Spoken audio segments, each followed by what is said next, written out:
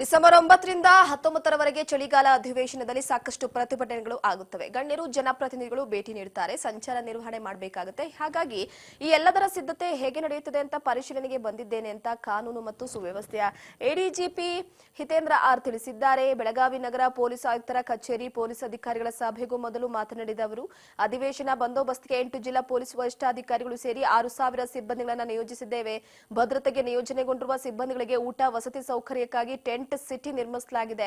ಈ ಬಾರಿ ಹೆಚ್ಚಿನ ಚಳಿ ಇದೆ. ಭದ್ರತೆಗೆ ಬರುವ ಸಿಬ್ಬಂದಿಗಳಿಗೆ ಚಳಿಯಿಂದ ರಕ್ಷಣೆ ಪಡೆಯುವುದಕ್ಕೆ ಉಲ್ಲನ್ ಹೊದಿಕೆ ತೆಗೆದುಕೊಂಡು ಬರುವಂತೆ ಹೇಳಿದ್ದೇವೆ. ಒಂದು ವೇಳೆ ತೆಗೆದುಕೊಂಡು ಬಾರದ ಸಿಬ್ಬಂದಿಗಳಿಗೆ ನಾವೇ ವ್ಯವಸ್ಥೆ ಮಾಡುತ್ತೇವೆ ಅಂತ ಹೇಳಿದ್ರು. ಇನ್ನು ಬೆಳಗಾವಿಯಲ್ಲಿ ಸಿಬ್ಬಂದಿ ಕೊರತೆ ವಿಚಾರವಾಗಿ ಪ್ರತಿಕ್ರಿಯಿಸಿ, ವಿವಿಧ ಹುದ್ದೆಗಳಿಗೆ ನೇಮಕಾತಿ ಪ್ರಕ್ರಿಯೆ ಪ್ರಗತಿಯಲ್ಲಿದೆ. ನೇಮಕಾತಿ ಆದೇಶ ಕೊಡುವುದಷ್ಟೇ ಬಾಕಿ ಇದೆ. ಖಾಲಿ ಇರುವ ಮತ್ತು ಹೆಚ್ಚುವರಿ ಹುದ್ದೆಗಳ ಭರ್ತಿಗೆ ಪ್ರಸ್ತಾವನೆ ಕಳುಹಿಸಲಾಗಿದೆ. ಮುಂದಿನ ದಿನಗಳಲ್ಲಿ ಸಿಬ್ಬಂದಿ ಕೊರತೆ ನೀಗಿಸಲಾಗುವುದು ಅಂತ ಭರವಸೆ ಕೊಟ್ಟಿದ್ದಾರೆ. ಇದೇ ವೇಳೆ ಎಂಇಎಸ್ ಮಹಾಮೇಳವ್ ಕುರಿತು ಮಾತನಾಡಿ, ಕಳೆದ 2 ವರ್ಷಗಳಿಂದ ಮಹಾಮೇಳವು ಅವಕಾಶಕ್ಕೆ ಕೊಟ್ಟಿಲ್ಲ. ಹಾಗಾಗಿ ಕಳೆದ ವರ್ಷ ಮಹಾರಾಷ್ಟ್ರ ಗಡಿಯಲ್ಲಿ ಹೋಗಿ ಪ್ರತಿಭಟಿಸಿದ್ದಾರೆ. ಈ ಬಾರಿಯೂ ಅವರಿಗೆ ಅವಕಾಶ ಕೊಡುವುದಿಲ್ಲ. ಆದರೂ ಮಹಾಮೇಳವು ಮಾಡಿದ್ರೆ ಅವರ ವಿರುದ್ಧ ಕಠಿಣ ಕ್ರಮ ತೆಗೆದುಕೊಳ್ತೇವೆ ಅಂತ ತಿಳಿಸಿದ್ದಾರೆ.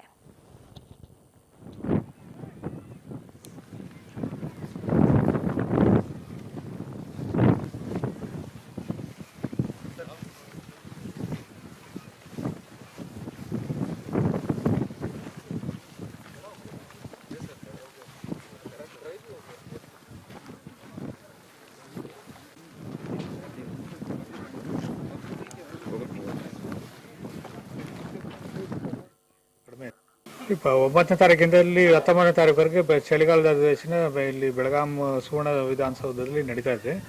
ಅದಕ್ಕೆ ಪೂರ್ವ ಸಿದ್ಧತೆಗಳು ಪೊಲೀಸ್ ಇಲಾಖೆ ಈಗಾಗಲೇ ಪ್ರಾರಂಭ ಮಾಡಿದೆ. ಅದನ್ನು ಪರಿಶೀಲನೆ ಮಾಡೋಕ್ಕೆ ನಾನು ಇವತ್ತು ಈ ದಿವಸ ಇಲ್ಲಿಗೆ ಬಂದಿದ್ದೇನೆ.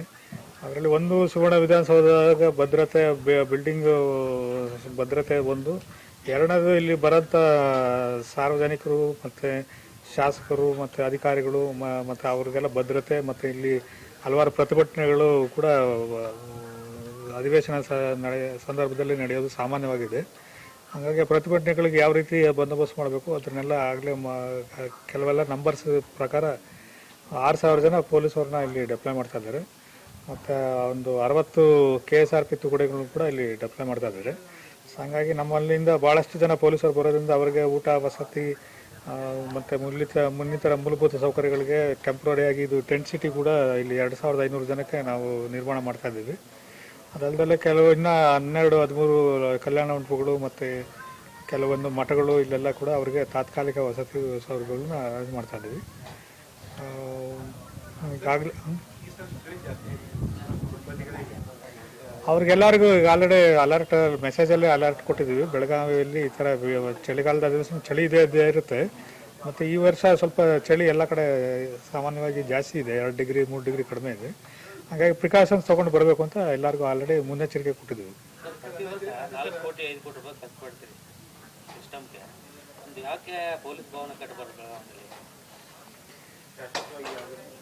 ಇದು ಒಂದು ಇದರಲ್ಲಿ 15 ದಿವಸ ಅದರಲ್ಲಿ ಭಾಳ ಚರ್ಚೆಗಳು ಹಿಂದೆ ಕೂಡ ಭಾಳ ಚರ್ಚೆಗಳು ಈ ದೊಡ್ಡ ಮಟ್ಟದಲ್ಲಿ ಆಗಿದ್ದಾವೆ. ಅದರಲ್ಲಿ 15 ದಿವಸ ಇನ್ನು 350 ದಿವಸ ಅದು ಖಾಲಿ ಇಟ್ಕೋಬೇಕು. ಯಾವ ರೀತಿ ಅದನ್ನು ಬಳಸ್ಕೋಬೇಕು ಅನ್ನೋದು ಈಗಾಗಲೇ ದೊಡ್ಡ ಬಿಲ್ಡಿಂಗ್ ಒಂದು 15 ದಿವಸ ಬಳಸಿ ಉಳಿದಿದ್ದೆಲ್ಲ ಖಾಲಿ ಇದೆ ಅಂತ ಸಾರ್ವಜನಿಕ ಟಿಪ್ಪಣಿಗಳು ಬರ್ತಾ ಇದೆ. ಇನ್ನೂ ಒಂದು ಪೊಲೀಸರವ್ರಿಗೆ ಒಂದು ಬಿಲ್ಡಿಂಗ್ ಕಟ್ಟಿ ಅವರು ಅದೇ ಥರ 15 ದಿವಸ ಬಳಸಿ ಮತ್ತೆ 350 ದಿವಸ ಅದನ್ನ ಯೋಚನೆ ಮಾಡ್ತೀವಿ ರೀ. ನೀವು ಸಜೆಷನ್ ನೀವು ಹೇಳಿದ್ದು ನಾವು ಕೂಡ ಒಪ್ಪಿತಾ ಇದ್ದೀವಿ. ಅದು